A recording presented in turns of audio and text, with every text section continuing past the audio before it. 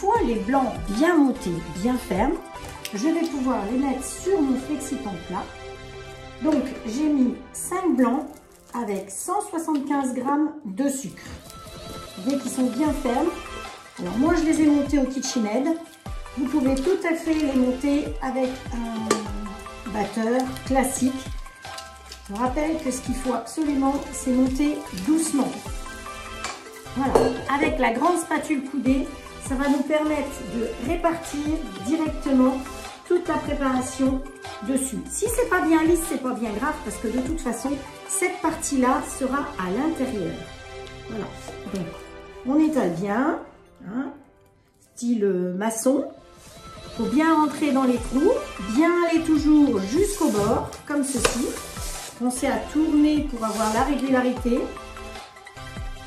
Mais comme je vous ai dit, s'il y a plusieurs niveaux, c'est pas bien grave.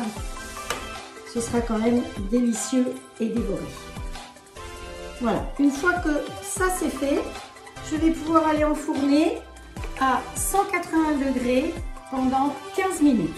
Puis, très important, j'arrête mon four, j'en trouve la porte du four et je le laisse encore 10 minutes dans le four. Mais j'avais oublié quelque chose. Évidemment, il faut le recouvrir de pistaches. Donc avec le Tornado, j'ai coupé mes pistaches. Hop, voilà. Et je le recouvre. Je vais garder quand même un tout petit peu de pistaches pour pouvoir en mettre dessus. Parce qu'en cuisant, celles-là, elles vont un peu brunir. Et je garde des bien vertes comme ça pour pouvoir faire la déco tout à l'heure. Et seulement maintenant, j'en fais. Ensuite, je vais monter ma crème en chantilly. Alors, là, j'ai une crème bio. Bon, c'est vrai, je travaille avec Le Gall, donc j'ai eu la chance qu'il m'offre de la crème bio. Mais un petit truc, savez-vous comment on reconnaît d'où vient un produit? Sur l'arrière de vos produits frais, vous avez ici un petit ovale. Sur ce petit ovale, je ne sais pas si vous le voyez bien, il y a marqué FR en haut. Ça veut dire que le produit vient de France. 29 étant le Finistère. 232, c'est Quimper. Et 0,93, c'est Le Gall. Tous les produits de Le Gall sont immatriculés comme ça. Donc vous aussi, quand vous achetez un produit frais, regardez son origine. D'abord, si c'est bien français. Ensuite, si vous êtes dans un Super U, vous trouvez cette crème-là au rayon frais, pas en bio obligatoirement. Mais la crème Super U, vous aurez exactement le même code, 29 232 093. Si vous ne trouvez pas de la vraie Le Gall, vous pouvez prendre celle-là. Elle vient exactement du même endroit. Donc cette crème, je vais la mettre tout le pot dans mon cul de poule.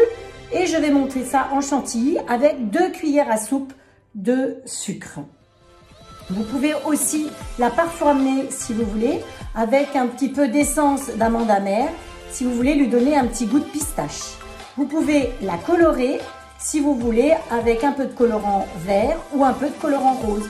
Ça mettra un petit peu. Une fois votre meringue cuite, vous allez prendre votre scie pâte, la poser dessus, prendre une deuxième plaque alu ou un plateau et retourner tout simplement pour démouler.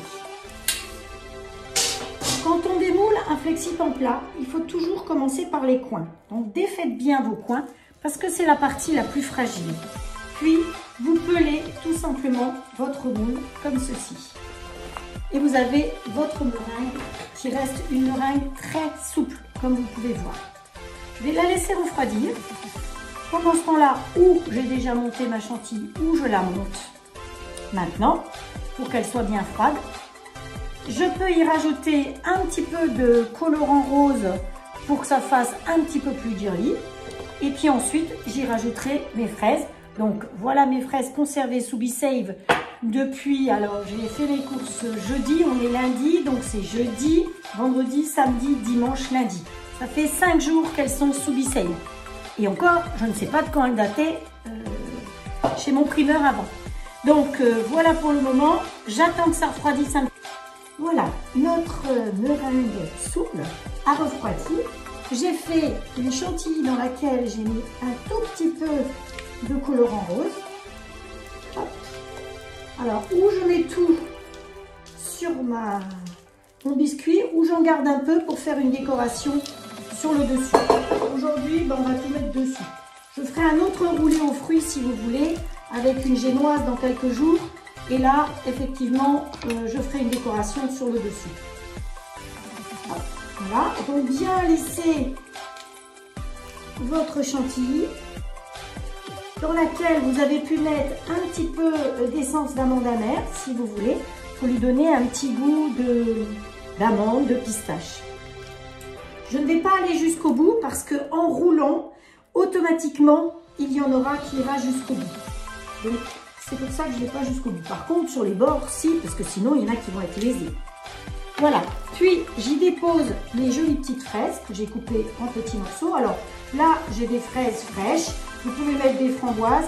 Attention, les framboises surgelées, elles ont tendance à dégueuler quand vous les laissez décongeler dessus. Donc, c'est très moyen. Mais vous pouvez le faire aussi avec une boîte de fruits au sirop. Vous voyez que mes petites fraises, j'en avais largement assez pour pouvoir mettre dessus. Et ensuite, eh ben, on va arriver à la roulade. Donc, je vais tout simplement rouler assez rapidement. Ce qui est important, c'est de le faire assez rapidement. Vous soulevez comme ceci votre scie-patte, puis vous la fermez dans l'autre sens et vous la roulez un petit peu sur elle-même. Voilà. Je pense que vous avez pu voir ce que j'ai fait. Voilà. Et puis, je vais prendre la grande spatule comme ça pour m'aider. Vous avez vu qu'elle est indispensable. Elle a servi tout à l'heure pour la pâte.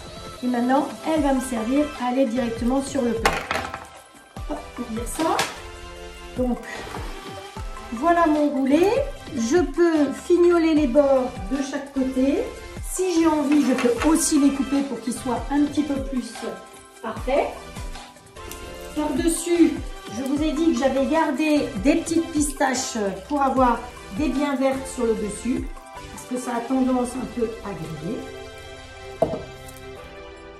J'ai ouvert une petite fraise comme ça pour la déco. Et si vous voulez mettre un peu de sucre, je vous conseille d'utiliser le sucre illustre qui est du sucre impalpable, c'est-à-dire du sucre qui ne prend pas l'humidité, et vous trouvez ça sur la boutique. Donc ça vous permet de saupoudrer légèrement comme ceci et vous verrez que sur la fraise, l'avantage de ce sucre-là, eh bien c'est qu'il ne va pas fondre, c'est vraiment le sucre des pâtissiers.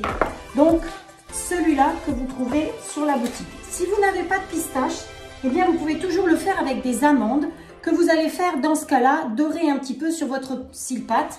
Vous les concassez au tornado et vous les faites dorer sur la scie-patte 10-15 minutes. Attention, surveillez bien, c'est vraiment à l'œil que vous saurez quand c'est prêt. J'espère que ma vidéo vous a plu et j'attends maintenant que vous m'envoyiez vos résultats avec vos gâteaux. Très bonne continuation et à très bientôt pour de nouvelles vidéos. Ciao, ciao!